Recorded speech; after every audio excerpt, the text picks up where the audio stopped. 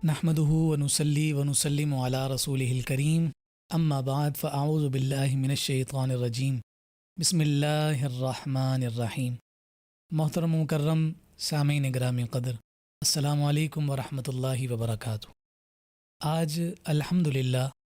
ہم 15ویں پارے کے مضامین کے ساتھ آپ کی خدمت میں حاضر ہیں۔ انشاءاللہ العزیز آج ہماری گفتگو کا عنوان سورہ بنی اسرائیل کے مضامین ہوں گے، اور پھر اس کے بعد اصحاب کہف کے ناموں سے اور عنوان سے معنون خوبصورت سورہ کہف کے مضامین پر گفتگو کریں گے۔ رب ذوالجلال ہم سب کو صحیح معنوں میں قرآن کا فہم اور قرآن کا نور عطا فرمائے۔ 15ویں پارے کی ابتدا سورہ بنی اسرائیل سے ہوتی ہے، اور اسے سورہ اسراء بھی کہا جاتا ہے، اور اسراء کا معنی رات کو لے جانے کے ہوا کرتے ہیں۔ چونکہ اس سورہ مبارکہ کی ابتدائی آیات میں ہی اللہ رب العزت نے حضور نبی رحمت صلی اللہ علیہ وآلہ وسلم کے سفر معراج کا تذکرہ فرمایا ہے۔ سبحان الذی اسری بعبدہ لیلا من المسجد الحرام الی المسجد الاقصی الذی بارکنا حولہ لنریہ من آیاتنا انہ هو السمیع البصیر۔ تو یہ جو واقعہ اس سورہ مبارکہ کی ابتدا ہی میں بیان کیا گیا ہے، تو اس وجہ سے اس سورہ مبارکہ کو سورہ اسراء کہتے ہیں، اور ساتھ اس کا دوسرا نام سورہ بنی اسرائیل بھی ہے۔ بنی اسرائیل کا تذکرہ بطور خاص اس سورہ مبارکہ میں موجود ہے، اور کس انداز میں بنی اسرائیل پر اللہ رب العزت نے اپنی نعمتوں کو دراز فرمایا، نعمتوں کی بارش فرمائی، پھر کس انداز میں انہوں نے اللہ رب العزت کی نافرمانی کی، ان نعمتوں کی ناشکری کی، اس کے احوال مختلف مقامات پر اس سورہ مبارکہ میں ذکر ہوئے۔ تو اس سبب سے اس سورہ مبارکہ کو سورہ بنی اسرائیل بھی کہا جاتا ہے۔ واقعہ معراج پر اگر ہم بات کریں تو یہ قرآن مجید فرقان حمید کے بعد اللہ رب العزت کی جانب سے عطا کیے گئے معجزات میں سے نبی رحمت صلی اللہ علیہ وآلہ وسلم کا سب سے بڑا معجزہ ہے کہ حضور علیہ الصلوۃ والسلام کس طرح ایک مختصر سے لمحے میں ایک طویل سفر طے کر کے واپس تشریف لے آئے، جو کسی بھی عقل میں آنے والا نہیں تھا، اور یہ ایسا محیر العقول واقعہ تھا کہ جس پر تمام عقلیں دنگ رہ گئیں۔ اس وقت کی عقلیں تو دنگ رہ ہی گئیں، آج 1450 سال گزرنے کے باوجود عقل انسانی حیران اور فکر انسانی پریشان ہے کہ یہ معاملہ اور یہ واقعہ کیوں کر اور کیسے پیش آ گیا۔ جیسے جیسے وقت گزر رہا ہے، سائنس ترقی کرتی چلی جا رہی ہے، ویسے ویسے اس سفر کے اس بات کے مظاہر اور اس کے اس بات کے ثبوت ہمارے سامنے واضح اور نمایاں ہوتے چلے جا رہے ہیں۔ پھر جب ہم آگے بات کرتے ہیں اسی سفر معراج کے حوالے سے، تو اختصار کے ساتھ میں آپ سے یہ عرض کروں کہ یہ ایک ایسا سفر تھا کہ جس میں اللہ رب العزت نے نبی رحمت صلی اللہ علیہ وآلہ وسلم کو وہ اعزاز، وہ شرف اور وہ بندگی کہ وہ خوبصورت کمال عطا فرمائے کہ آج بھی نبی رحمت صلی اللہ علیہ وآلہ وسلم کے اس سفر کی برکتیں ہر صاحب ایمان سمیٹتے ہوئے نظر آ رہا ہے۔ سب سے بڑی برکت جو امت محمدیہ کو ملی وہ عبادت کی صورت میں نماز ہے، یعنی نماز کی جو فرضیت ہے وہ اسی واقعہ معراج پر قائم کی گئی۔ نبی رحمت صلی اللہ علیہ وآلہ وسلم کو اللہ رب العزت نے سب سے پہلے 50 نمازوں کا تحفہ دیا کہ اپنی امت کے لیے یہ تحفہ میری بارگاہ سے لے کر جائیں، لیکن واپس آتے ہوئے جب آپ کی ملاقات جناب موسیٰ سے ہوئی تو حضرت موسیٰ علیہ السلام نے یہ عرض کی تھی اور گزارش کی تھی کہ رب ذوالجلال سے ان 50 نمازوں میں تخفیف کروائیں۔ اختصار کے ساتھ میں عرض کروں کہ وہ 50 نمازیں 5 کر کے جناب موسیٰ کم کرواتے رہے، یہاں تک کہ محض 5 ہی نمازیں باقی رہ گئیں۔ تو رب ذوالجلال نے فرمایا کہ اب یہ 5 نمازیں آپ کی امت پڑھے گی، مگر میں اجر انہیں 50 ہی کا دوں گا۔ کبھی ہمیں یہ سوچنا چاہیے کہ آقا کائنات صلی اللہ علیہ وسلم اگر وہ 50 نمازیں ہی لے کر آ جاتے اور جناب موسیٰ کی سفارش اور گزارش پر بار بار رب کی بارگاہ میں تخفیف کا سوال نہ فرماتے، تو کہاں آج ہم پر فرض 5 نمازیں اور کہاں 50 نمازیں ہوتی۔ یہ 5 ہم آج ادا نہیں کر رہے، اگر 50 ہوتی تو ہمارا کیا حال ہوتا۔ ہمیں اس پر ضرور غور اور فکر کرنا چاہیے کہ رب ذوالجلال کا ہم پر کتنا بڑا کرم ہے کہ اس نے ہمیں پیدا تو اپنی عبادت کے لیے ہی کیا ہے، مگر محض عبادت میں ہی مشغول اور مصروف رکھنے کا حکم نہیں دیا، بلکہ فرمایا کہ اگر تم اپنے گھر والوں کے لیے رزق اور غذا تلاش کرنے کے لیے، کسب معاش کے لیے بازار میں تجارت بھی کرو گے، اگر اس میں اخلاص اور للہیت ہوگی اور وہ کسب معاش کسب حلال کی توقع ہوگی، تو فرمایا کہ اس پر بھی اللہ رب العزت تمہیں نیکی کا اجر عطا فرمائے گا۔ ہمیں اس پر ضرور غور کرنا چاہیے، اور نماز کی جو فرضیت ہے اسے اپنے ساتھ قائم کرنا چاہیے۔ اللہ رب العزت ہم سب کو 5 وقت کا باجماعت نمازی بنائے۔ پھر نبی رحمت صلی اللہ علیہ وآلہ وسلم کے اس سفر معراج کے کچھ واقعات احوال کو جب ذکر کرنے کے بعد پھر آگے اللہ رب العزت نے بنی اسرائیل کے جب احوال کا تذکرہ شروع کیا تو یہاں فرمایا کہ بنی اسرائیل کو آگاہ کر دیا گیا تھا کہ تم ملک شام میں دوبارہ فساد مچاؤ گے،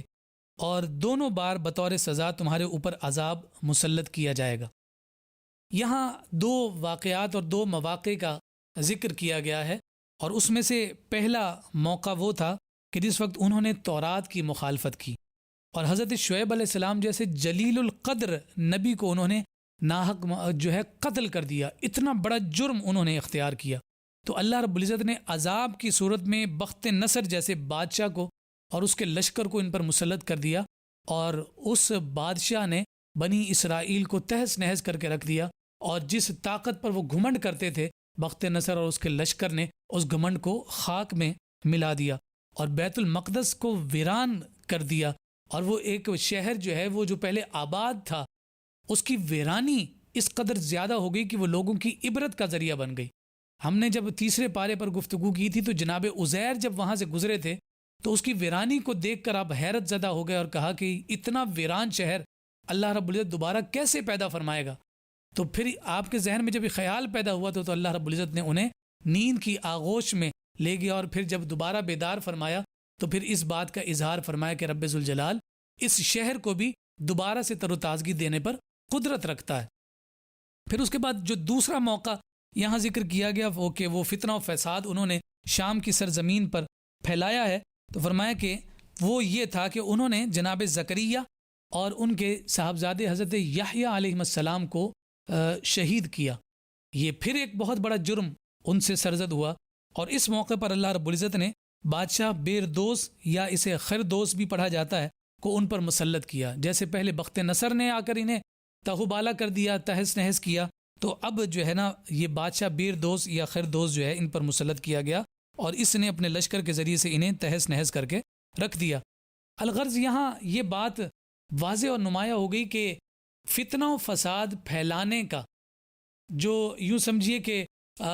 ایک فتنہ و فساد اور انتشار پھیلانے کی جو عادت ہے وہ یہودیوں کے خمیر میں ہی داخل ہے، جو اول دن سے جاری و ساری ہے، اور آج بھی ہمیں نظر آتا ہے کہ دنیا میں جہاں کہیں ہمیں انتشار نظر آتا ہے، فتنہ و فساد نظر آتا ہے، تو وہاں کہیں نہ کہیں ہمیں یہودیوں کا بیج بویا ہوا ضرور نظر آتا ہے۔ اب ہم ماضی قریب میں بھی دیکھتے ہیں تو پھر ہٹلر جیسا وہ ایک سپہ سالار ہمیں نظر آتا ہے کہ جس نے یہودیوں کو کثرت کے ساتھ قتل کیا ہے، اور اسے اس قوم کے شر سے انسانیت کو بچانے کی کوشش بھی کی انہوں نے، لیکن اس کے باوجود ہم یہ دیکھتے ہیں کہ وہ آج بھی موجود ہیں، اگرچہ تعداد میں کم ہوں، لیکن ان کی شرارتیں اور فتنہ و فساد پھیلانے والا ان کا دماغ ہر وقت چلتا رہتا ہے، اور وہ اسی کوشش میں رہتے ہیں کہ کسی طرح سے اس زمین پر بد امنی پھیلاتے رہیں۔ تو اللہ رب العزت ہمیں ان شریروں کی شر سے حفاظت عطا فرمائے۔ پھر رب ذوالجلال نے اگلی آیات میں ایک بڑا خوبصورت اسلوب ذکر فرمایا ہے، جس میں فرمایا وَكُلَّ إِنسَانٍ أَلْزَمْنَاهُ طَائِرَهُ فِي عُنُقِهِ وَنُخْرِجُ لَهُ يَوْمَ الْقِيَامَةِ كِتَابًا يَلْقَاهُ مَنشُورًا اقرأ كِتَابَكَ۔ فرمایا کہ جب کل قیامت کا دن ہوگا تو ہر انسان کا اعمال نامہ جو ہے وہ اس کے گلے میں ڈال دیا جائے گا، تعویذ کی صورت میں وہ اعمال نامہ اس نے اپنے ساتھ لے لیا ہوگا، اور فرمایا کہ وہ کتابی صورت میں ایک تعویذ کسی صورت میں ان کے گلے میں ہوگا، اور پھر وہ ایک کھلی ہوئی کتاب کی صورت میں ہوگا، یعنی اس کا کوئی انکار اور رد نہیں کر سکے گا کہ جناب اس میں جو لکھا ہے یہ غلط ہے، میں نے تو یہ کام نہیں کیا تھا، یا یہ کام غلط لکھ دیا گیا ہے۔ فرمایا کہ نہیں، وہ ایک کھلی ہوئی کتاب ہوگی، اور واضح ہوگی، اس میں کوئی ریب نہیں ہوگا، اس میں کوئی کمی نہیں ہوگی. اور پھر اس وقت کہا جائے گا اقرأ کتابک، کہ اب جو نامہ اعمال کی کتاب تمہیں دی گئی ہے اب اس میں سے پڑھو اور خود ہی اپنا احتساب کرو کہ آج تمہارے ساتھ کیا معاملہ کیا جائے.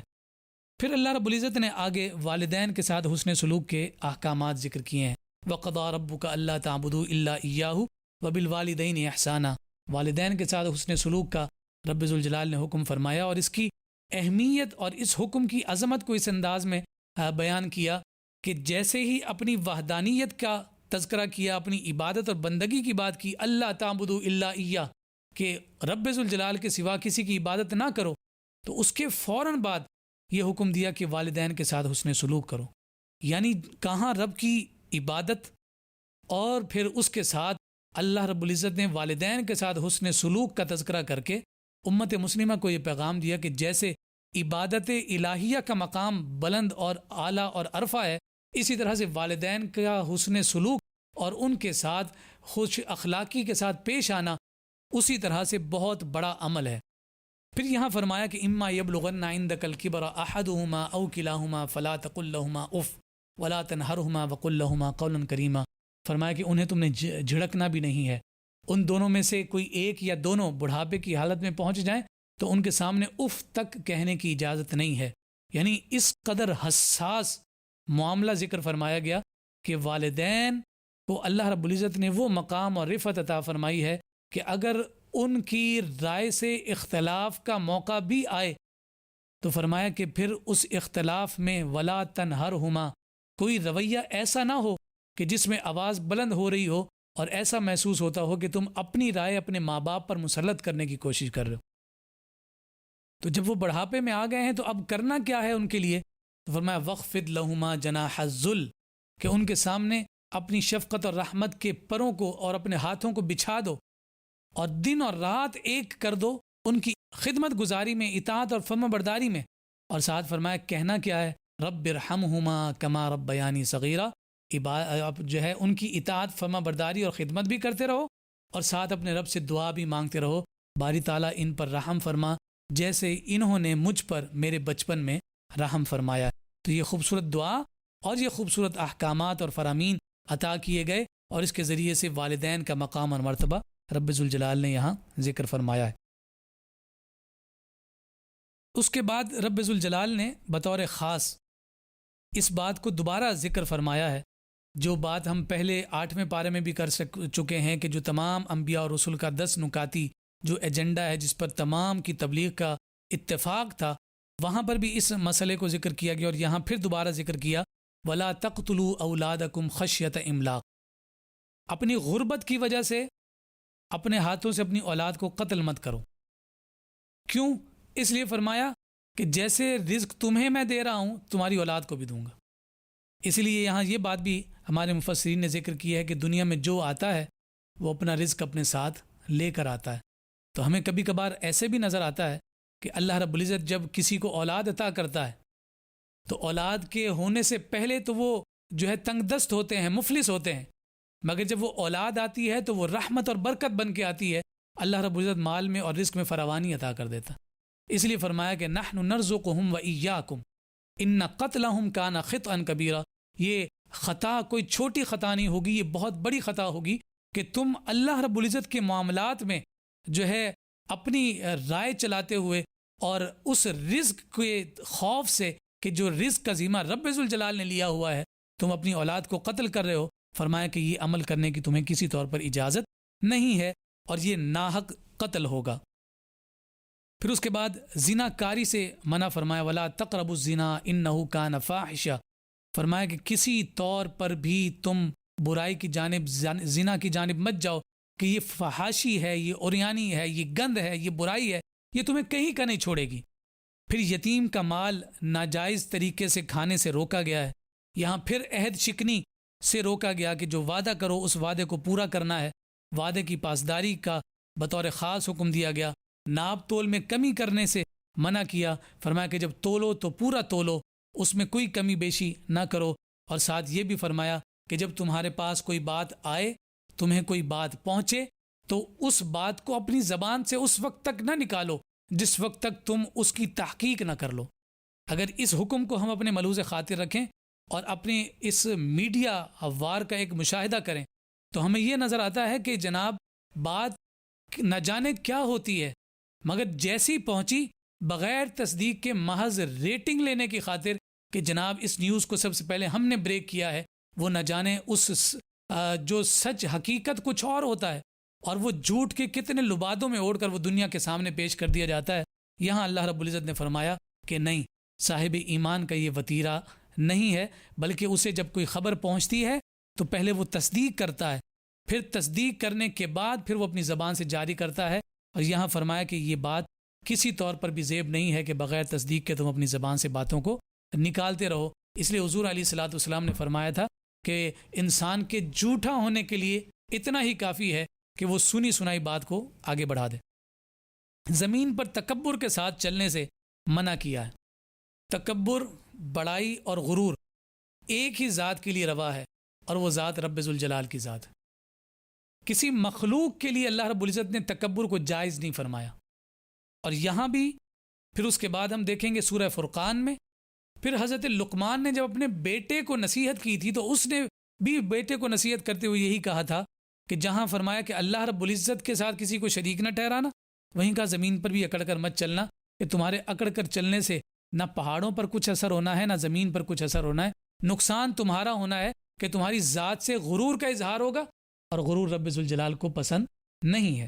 تو یہ غرور، بڑائی اور متکبرانہ جو چال ہے، اس سے اللہ رب العزت نے منع فرمایا ہے کہ زمین پر اکڑ کر مت چلو۔ اس لیے حضور نبی رحمت صلی اللہ علیہ وآلہ وسلم کے چلنے کے جب انداز کو ہمارے بزرگوں نے اور سیرت نگاروں نے ذکر کیا ہے تو فرمایا کہ حضور علیہ الصلوۃ والسلام ایسے جھک کر چلا کرتے تھے کہ جیسے کوئی شخص بلندی سے ڈھلان کی جانب، نیچے کی جانب اتر رہا ہوتا ہے تو وہ نیچے کی جانب جھکا ہوتا ہے، تو حضور نبی رحمت صلی اللہ علیہ وسلم ایسے جھک کر اور عاجزی اور انکساری کا پیکر بن کے چلا کرتے تھے۔ اللہ رب العزت ہمیں بھی عادات مصطفیٰ کا فیض عطا فرمائے اور اس نور کی برکت سے ہماری خصلتوں کو بھی ایسا بنا دے کہ رب ذوالجلال کو جو مقصود اور مطلوب ہیں۔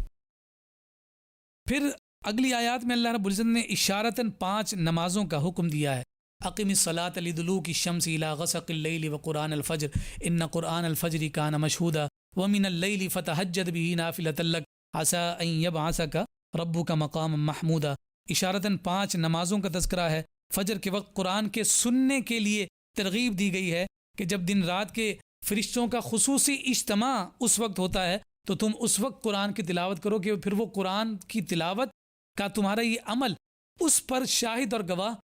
وہ فرشتے ہوں گے کہ جو اجتماع کی صورت میں موجود ہوں گے اور تمہارے قرآن کی تلاوت سن رہے ہوں گے۔ نماز تہجد کے بارے میں بھی یہاں اشارہ کیا گیا، اور آقا کائنات صلی اللہ علیہ وآلہ وسلم سے جو مقام محمود کا وعدہ کیا گیا ہے اس کا تذکرہ اس آیت مبارکہ میں۔ اور پھر ساتھ یہ واضح طور پر یہ حکم دے دیا گیا جاء الحق وزہق الباطل، کہ جب حق آ جاتا ہے تو پھر اس کے بعد باطل زائل ہو جاتا ہے، ختم ہو جاتا ہے۔ اور پھر یہ ایک دستور دے دیا کہ جو انتہا ہے، جو اختتام ہے، وہ حق کے ساتھ ہوگی، اور باطل ہمیشہ کے لیے مٹنے کے لیے ہے اور وہ مٹ کر رہے گا۔ حق کو زوال تو ہو سکتا ہے، کبھی کمی بھی ہو سکتی ہے، حق کو ماننے والے کم ہو سکتے ہیں، بے عمل ہو سکتے ہیں، مگر فرمایا کہ بالآخر نتیجہ جو ہے اسی طور پر ہی انجام کو پہنچے گا کہ ہر طرف حق ہی کا بول بالا ہوگا اور دین اسلام ہی کا چاروں سمت چرچا ہوگا۔ پھر قرآن مجید فرقان حمید کی عظمت اور شان کو ایک نکھرے ہوئے اور ایک اچھوتے انداز میں ذکر کیا کہ قرآن ہمارے لیے رحمت ہے، قرآن ہمارے لیے نعمت ہے، قرآن ہمارے لیے ہدایت ہے، قرآن ہمارے لیے برکت ہے۔ یہ تمام چیزیں ہیں، مگر یہاں آقا کائنات صلی اللہ علیہ وآلہ وسلم پر نازل ہونے والے کلام کی ایک اور جہت بھی ذکر کی گئی ہے۔ فرمایا وَنُنَزِّلُ مِنَ الْقُرْآنِ مَا هُوَ شِفَاءٌ وَرَحْمَةٌ لِّلْمُؤْمِنِينَ،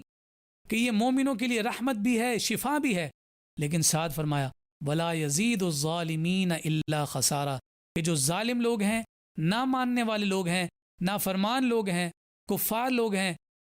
اس کلام کی باتوں کو جھٹلانے والے لوگ ہیں، فرمایا کہ اس قرآن سے انہیں سوائے خسارے کی کوئی اور چیز نہیں ملتی۔ تو فرمایا کہ اس سے فیض وہی لوگ پاتے ہیں کہ جو اس کی تعلیمات کے سامنے اپنے سر کو جھکا دیتے ہیں۔ پھر اس کے بعد ہم دیکھتے ہیں کہ مشرکین مکہ کے بعض فاسد مطالبات کو اللہ رب العزت نے بڑی تفصیل کے ساتھ یہاں ذکر کیا ہے، اور بڑا ہی عجیب اور اچھوتا انداز قرآن مجید فرقان حمید نے یہاں بیان کیا ہے۔ میں ان آیات کی تلاوت کے ساتھ ان کا ترجمہ آپ کی خدمت میں عرض کرنا چاہتا ہوں تاکہ اندازہ ہو کہ اللہ رب العزت نے کیسے سہل انداز میں ہماری تفہیم کا انتظام اور اہتمام فرمایا۔ یہ سورہ بنی اسرائیل کی آیت نمبر 90 سے اللہ رب العزت نے ان مطالبات کا ذکر کیا ہے کہ جو مشرکین مکہ حضور علیہ الصلوۃ والسلام سے کرتے تھے۔ سب سے پہلے کیا ہے؟ فرمایا لن نؤمن لک حتی تفجر لنا من الارض ینبوعا، کہتے ہیں کہ ہم ہرگز ایمان نہیں لائیں گے اس وقت تک جب تک آپ ہمارے لیے زمین سے کوئی چشمہ نہ جاری کر دیں۔ پھر کہتے ہیں یا پھر او تکون لک جنت من نخیل وعنب فتفجر الانہار خلالها تفجیرا، یا پھر ایسا ہو کہ آپ کے پاس کھجوروں اور انگوروں کا کوئی باغ ہو تو آپ اس کے اندر بہتی ہوئی نہریں ہمارے لیے جاری کر دیں، ہم تب ایمان لائیں گے۔ اچھا پھر کہتے ہیں او تسقط السماء کما زعمت علینا کسفا او تأتی باللہ والملائکۃ قبیلا، یا آپ کا خیال ہے کہ ہم پر ابھی آسمان کے چند ٹکڑے گرا دیں یا آپ اللہ کو اور فرشتوں کو ہمارے سامنے لے آئیں، ہم پھر ایمان لے کر آئیں گے۔ پھر کہنے لگے او یکون لک بیت من زخرف او ترقى فی السماء ولن نؤمن لرقیک حتی تنزل علینا کتابا نقرأ قل سبحان ربی هل كنت الا بشرا رسولا۔ پھر کہنے لگے یا آپ کا کوئی سونے کا گھر ہو جس میں آپ خوب عیش سے رہیں، یا آپ آسمان پر چڑھ جائیں، پھر بھی ہم آپ کے آسمان پر چڑھنے پر ہرگز ایمان نہیں لائیں گے یہاں تک کہ آپ وہاں سے ہمارے اوپر کوئی کتاب اتار کر لے کر آئیں جسے ہم خود پڑھ سکیں۔ یہ دیکھیے کیسے عجیب و غریب قسم کے مطالبات تھے۔ اس کے جواب میں اللہ رب العزت نے فرمایا کہ محبوب ان سے کہہ دیجئے کیا سبحان ربی هل كنت الا بشر رسولا، کہ میرا رب ان خرافات میں الجھنے سے پاک ہے، تو میں تو ایک انسان ہوں اور اللہ کا بھیجا ہوا رسول ہوں، میں تمہارے ان مطالبات کو پورا نہیں کروں گا۔ اور ساتھ فرمایا سبحان ربی هل كنت الا بشر رسولا، یہاں پاکی اللہ رب العزت کی بیان فرما کر آقا کائنات صلی اللہ علیہ وآلہ وسلم نے اپنے عبد ہونے کا اور اپنے انسان اور بھیجے ہوئے رسول ہونے کا تذکرہ فرمایا، اور اس بات کی جانب اشارہ کیا کہ میں کائنات میں سب سے عظیم مقام اور رفعت پر ہونے کے بعد بھی اللہ رب العزت کے ہی حکم کے تابع ہوں۔ وہ خالق ہے، میں مخلوق ہوں، اگرچہ مخلوق میں سب سے افضل مقام اور رتبہ نبی رحمت صلی اللہ علیہ وآلہ وسلم کی ذات والا صفات ہی کا ہے۔ پھر اس کے بعد جب ہم آگے دیکھتے ہیں تو حضور نبی رحمت صلی اللہ علیہ وآلہ وسلم کبھی اللہ رب العزت کے لیے لفظ اللہ استعمال فرماتے، اور کبھی آقا کائنات صلی اللہ علیہ وآلہ وسلم حضور اپنے رب کو رحمان کہہ کر پکارتے تھے۔ تو مشرکین مکہ یہ اعتراض کرتے تھے کہ ہم کسی رحمان کو نہیں جانتے، تو یہاں فرمایا اللہ رب العزت نے اپنے مبارک ناموں کا تذکرہ کیا ہے، ادعوا اللہ او ادعوا الرحمن، فرما دیجئے کہ اللہ کو پکارو یا رحمان کو پکارو، ذات تو وہ ایک ہی ہے۔ اور فرمایا ایما تدعو فلہ الاسماء الحسنی، جس نام سے بھی تم پکارتے ہو سب اچھے نام اسی کے ہیں،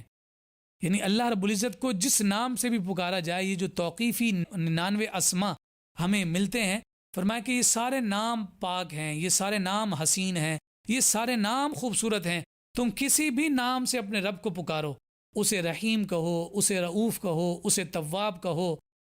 اسے غفور کہو، اسے رحمان کہو، اسے اللہ کہو۔ فرمایا کہ جس نام سے بھی تم پکارو گے اللہ رب العزت اس پکار کو سنے گا بھی، اور ان تمام ناموں سے پکارنے کا گویا ایک طرح سے اجازت دی گئی کہ تمہیں جو نام پسند ہو تو اس نام سے پکارو۔ اور یہ تمام اسماء جو اللہ رب العزت کے ہمیں نظر آتے ہیں، وہ تمام اسماء حضور اللہ رب العزت کی کسی نہ کسی صفت کی جانب اشارہ فرماتے ہیں۔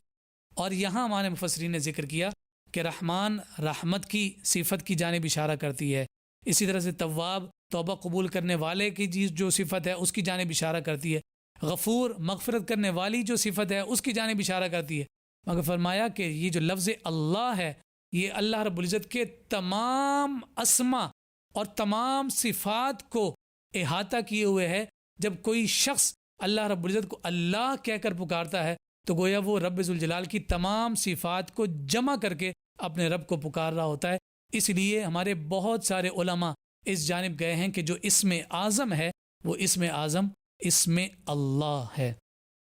پھر اس کے بعد اگلی جو سورت ہے سورہ کہف۔ کہف عربی میں غار کو کہا جاتا ہے، اور اس سورہ مبارکہ میں گزشتہ امت کے چند ایمان والے نوجوانوں کا تذکرہ ہے کہ جو اس وقت کے بے دین بادشاہ کے فتنہ و فساد سے بچنے کے لیے بلندی پر چڑھ گئے اور اپنے ایمان کی محافظت کے لیے وہ غار میں جا کر چھپ گئے۔ تو اللہ رب العزت نے ان نوجوانوں کے اس عمل کو رہتی دنیا تک کے لیے محفوظ فرماتے ہوئے یہ صورت نازل فرمائی، اور اس صورت کا جو عنوان ہے وہ عنوان یہی اصحاب کہف کے افراد ہیں، اور اسی سبب سے اس سورہ مبارکہ کو اصحاب کہف ہی کے واقعے سے موسوم کرتے ہوئے سورہ کہف کہا گیا ہے۔ حضور نبی رحمت صلی اللہ علیہ وآلہ وسلم سے اس کی بہت ساری یوں سمجھیے کہ فضائل بھی ذکر کیے گئے، اور حضور علیہ الصلوۃ والسلام کے یہ معمول میں داخل تھا کہ آقا کائنات صلی اللہ علیہ وسلم جمعے کے دن اس کی تلاوت فرمایا کرتے تھے۔ یہ اس کی تلاوت جمعے کے دن کرنا حضور علیہ الصلوۃ والسلام کے مسنون اعمال میں سے ایک عمل ہے۔ اور اس سورہ مبارکہ کے آخر میں فتنہ دجال کا تذکرہ ہے۔ اسی وجہ سے آقا کائنات صلی اللہ علیہ وسلم نے فرمایا کہ جو شخص یہ چاہتا ہے کہ وہ دجال کے فتنے سے محفوظ رہے تو اسے چاہیے کہ وہ سورہ کہف کی آخری 10 آیات کی تلاوت کیا کرے۔ اللہ رب العزت فتنہ دجال سے اسے محافظت عطا فرمائے گا۔ اس سورہ مبارکہ کی ابتدا میں اللہ رب العزت نے اپنی تعریف کو بیان کرنے کے ساتھ ساتھ قرآن مجید فرقان حمید کی حقانیت کو بھی ذکر کیا، اور پھر اس کے بعد اس کی 9 آیت جو ہے اس سے رب ذوالجلال نے اصحاب کہف کے واقعے کا آغاز کر دیا۔ بادشاہ دقیانوس اس کا نام ذکر کیا گیا، اس نے عقیدہ توحید پر بہت کاری ضرب لگائی تھی، اس کے ماننے والے بھی اسی کے عقیدے پر ہو گئے کہ وہ شرک میں مبتلا ہونے لگے۔ تو یہ کچھ نوجوان تھے کہ جو دین کو اور اپنے ایمان کو بچانے کے لیے اور اپنی وحدانیت کے عقیدے کو بچانے کے لیے اس فتنہ و فساد سے بچ کر بلندی کی جانب، غار کی جانب چلے گئے۔ پھر اللہ رب العزت نے ان نوجوانوں کو اس غار میں نیند عطا فرمائی، اور وہ وہاں پر سوئے۔ جو جتنی مدت سوئے اس کے بارے میں فرمایا کہ اگر شمسی سالوں کے اعتبار سے دیکھتے ہیں تو وہ 300 سال تک سوئے، اور اگر ہم قمری اعتبار سے چاند کی یوں سمجھیے کہ تاریخ کے اعتبار سے دیکھتے ہیں، فرمایا کہ وہ 309 سال تک سوتے رہے۔ اچھا، پھر رب ذوالجلال نے ان کے اتنا عرصہ سونے کے باوجود اتنے وقت کے ان پر گزرنے کی جو کیفیات یا پھر اس کے جو ایفیکٹس ان کی ذات پر، ان کے جسم پر مرتب ہو سکتے تھے، اس کا بھی انتظام فرمایا۔ پہلا انتظام کیا تھا؟ قرآن نے ذکر کیا وَتَرَى الشَّمْسَ إِذَا طَلَعَتْ تَزَاوَرُ عَنْ كَهْفِهِمْ ذَاتِ الْيَمِينِ وَإِذَا غَرَبَتْ تَقْرِضُهُمْ ذَاتَ الشِّمَالِ وَهُمْ فِي فَجْوَةٍ مِّنْهُ۔ چونکہ وہ غار کا جو وہ تھا، منہ تھا، وہ کھلا ہوا تھا، سورج نکلتا تھا۔ جب وہ سورج پہنچتا بلندی پر تو پھر وہ اس کا منہ جو ہے غار کا ایسا تھا کہ وہ براہ راست اس کی جو روشنی ہے وہ ان پر پڑتی، تو ممکن ہے کہ وہ اس روشنی اور اس دھوپ کی شدت کی وجہ سے وہ نیند سے بیدار ہو جائیں۔ تو فرمایا کہ اللہ رب العزت نے یہ اہتمام فرما دیا کہ اب سورج نکلتا تو پھر وہ مشرق کی جانب ہو جاتا یا مغرب کی جانب ہو جاتا، تاکہ انہیں ٹھنڈی دھوپ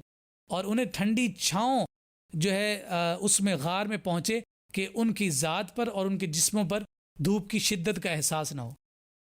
پھر ہم دیکھتے ہیں کہ جیسے آج کل ہاسپٹلز میں بھی ایسے جو مریض ہوتے ہیں کہ جو اپنی جگہ سے ہل نہیں پاتے اور ایک ہی جگہ پر اور ایک ہی سمت میں وہ لیٹے رہتے ہیں اور ایک ہی کروٹ پر لیٹے رہتے ہیں، تو اکثر ہم دیکھتے ہیں کہ ایک ٹرم یوز کی جاتی ہے کہ مریض کو بیڈ سول ہو گیا ہے، یعنی وہ ایک ہی سمت پہ سوئے سوئے ان کے جسم میں وہ کیفیت پیدا ہو جاتی ہے جو تکلیف اور کا ضرر ہوتی ہے۔ تو اللہ رب العزت نے ان کے لیے یہ اہتمام فرمایا کہ ان پر فرشتے معمور فرما دیے کہ وہ وقتاً فوقتاً ان کی سائیڈ اور ان کی کروٹ کو تبدیل کر دیا کرتے تھے۔ 300 یا 309 سال سونے کے بعد جب اللہ رب العزت نے انہیں بیدار فرمایا تو پھر بشری تقاضوں کے مطابق ان پر بھوک سوار ہوئی۔ اپنی پیٹ کی وہ بھوک مٹانے کے لیے انہوں نے ان افراد نے اپنے میں سے ایک شخص کو کرنسی دی کہ جاؤ اور ہمارے لیے کچھ خرید کر لاؤ۔ جب وہ بازار گیا اور 300 سال پرانا سکہ اس نے دکان والے کے سامنے پیش کیا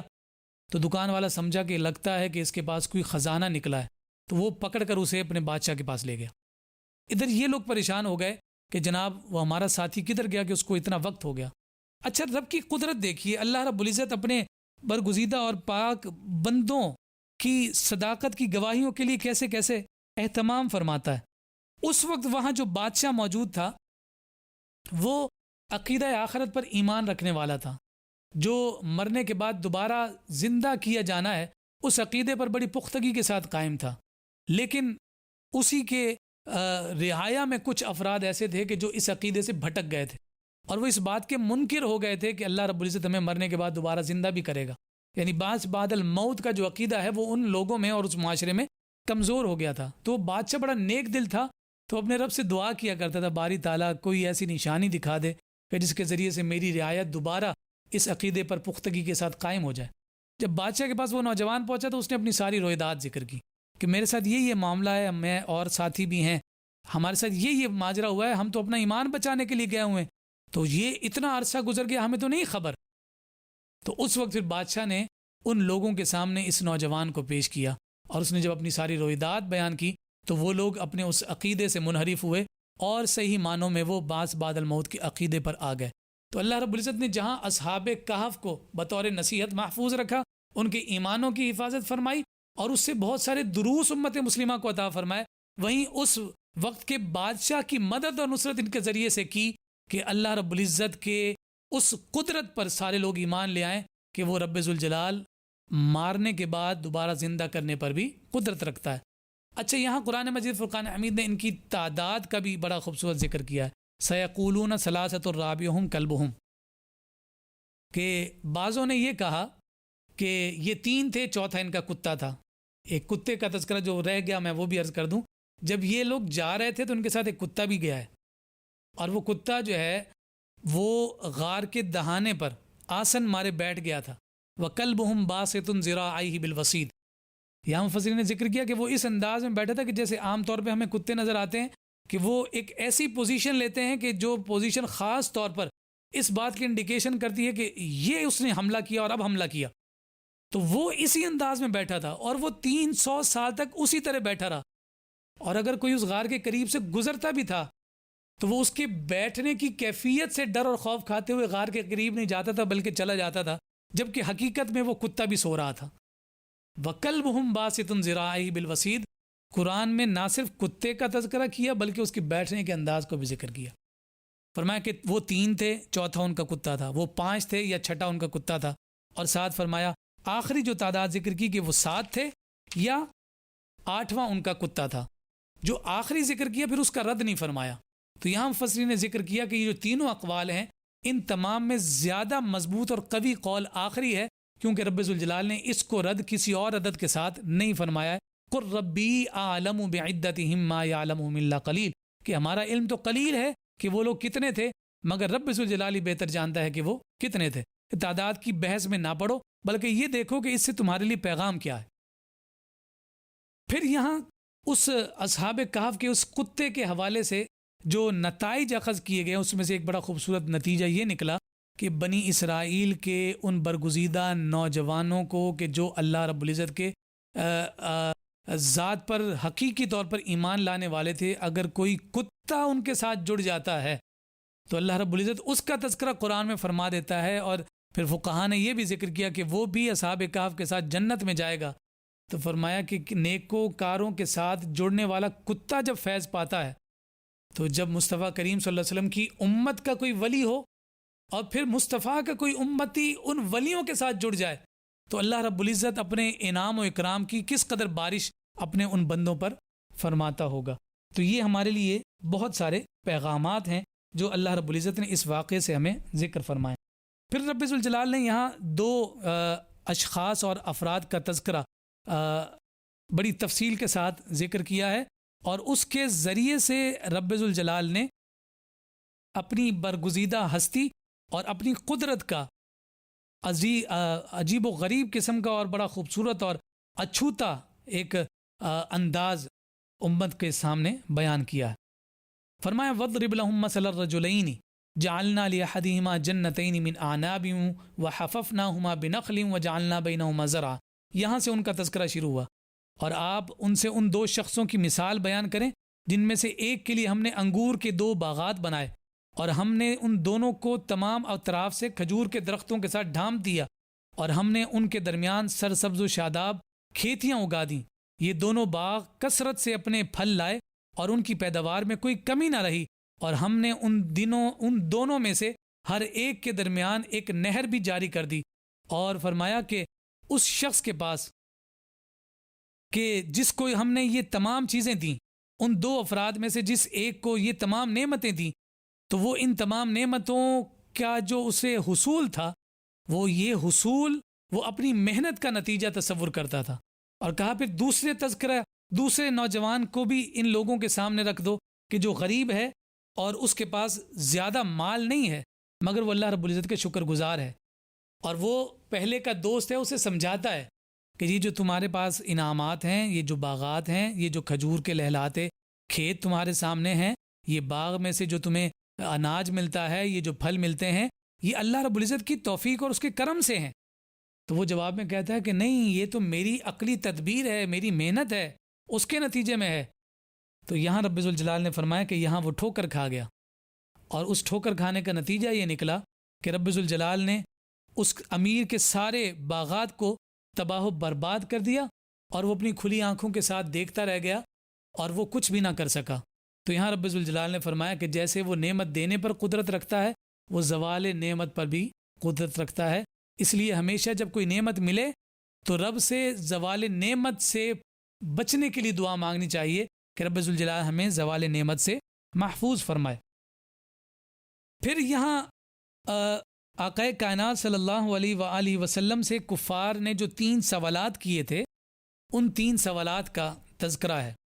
اسی سورہ مبارکہ میں، اور وہ 3 سوال یہ تھے کہ روح کی حقیقت کیا ہے،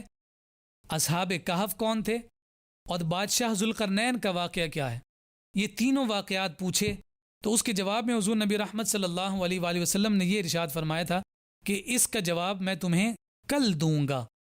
اور حضور نبی رحمت صلی اللہ علیہ وسلم نے وہاں انشاءاللہ نہیں فرمایا تھا۔ تو رب ذوالجلال نے یہ آیات پھر نازل فرمائیں کہ جب بھی آپ کسی ارادے کو مؤخر فرمائیں تو اس کے ساتھ انشاءاللہ بھی ضرور لگا دیا کریں، تاکہ اللہ رب العزت کی مدد اور نصرت آپ کے ساتھ شامل حال رہے۔ اور مستقبل کے تمام مسلمانوں کو یہ خوبصورت پیغام دے دیا گیا کہ تمام بھروسہ اپنے رب پر ہی رکھا کرو، کہ جب بھی کوئی ارادہ یا عزم کرو تو اس وقت ساتھ انشاءاللہ ضرور لگا دیا کرو، کہ اس ارادے کی تکمیل تب ہی ممکن ہوگی کہ جب اللہ رب العزت چاہے گا۔ پھر اس کے بعد اللہ رب العزت نے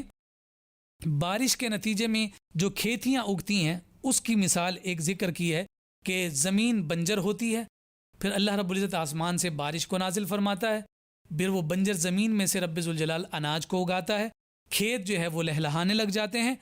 لیکن اچانک پھر رب ذوالجلال آفت نازل فرماتا ہے اور وہ تمام کھیت تباہ و برباد ہو جاتے ہیں، اور وہ محنت والا کسان جو ہے اپنے ہاتھوں کو ملتے ہوئے رہ جاتا ہے۔ پھر اس کے ذریعے سے یہی بات کی جانب اشارہ فرمایا، ان اللہ علی کل شیء قدیر، تمام قدرتوں اور طاقتوں کا مالک رب ذوالجلال ہے، اور وہ ہر ممکن شے پر قدرت رکھنے والی ذات ہے۔ پھر اس کے بعد جناب موسیٰ علیہ السلام اور حضرت خضر علیہ السلام کا واقعہ ذکر ہوتا ہے، اور اس پر جا کر پھر آگے ذوالقرنین بادشاہ کا تذکرہ ہے، اور آخر میں اس سورہ مبارکہ کو گویا دعوت نصیحت کے ساتھ رب ذوالجلال نے مکمل فرمایا ہے۔ اس کا تذکرہ ہم انشاءاللہ العزیز 16ویں پارے کے مضامین کی گفتگو میں شامل کریں گے۔ اللہ رب العزت ہم سب پر اپنا لطف و کرم فرمائے۔ السلام علیکم ورحمۃ اللہ وبرکاتہ۔